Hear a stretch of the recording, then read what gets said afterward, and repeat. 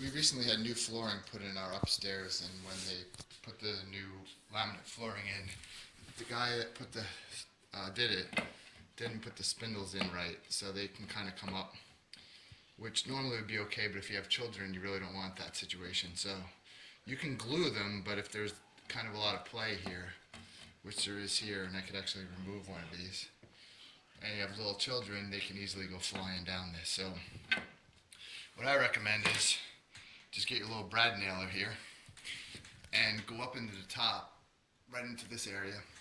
Make sure that it's aligned in the angle you want on the bottom, so it's not twisted.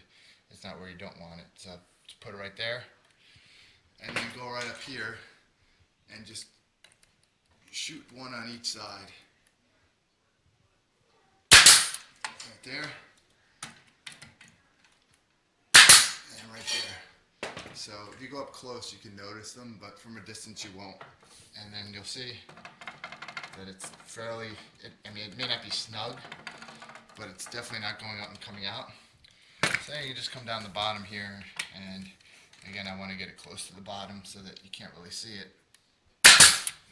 Going down in there. Now that's tight. Go on to the next one, and just the same thing, line it up to the angle I want. Go up to the top here. Sorry for that little shadow. And I want to tack it in close to the top there, so good angle up top. And go through, so it's solid there. And if it's not exactly the angle you want at the bottom, there's still a little play. Once you tack the top, just make sure the bottom is good, and then tack that in. Yep.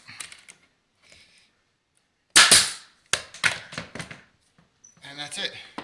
Just continue to do the same thing all the way across to each and every spindle, and you don't have to worry about the kids pulling them out, and you also don't have to worry about this kind of play and spinning kind of deal. They'll just be pretty solid in there. I would say if you wanted to also, you could put glue, take these out, fill the bottom with glue, and then after it's glued in, then do the same thing, tack it down. The other thing you could do is over at the wall where it comes in is loosen it up and push it down a little bit more, but that's going to require a lot more work just because the floor level is no longer the same as what it was before when there was carpet here. So that's just some general ideas on what to do with your spindles.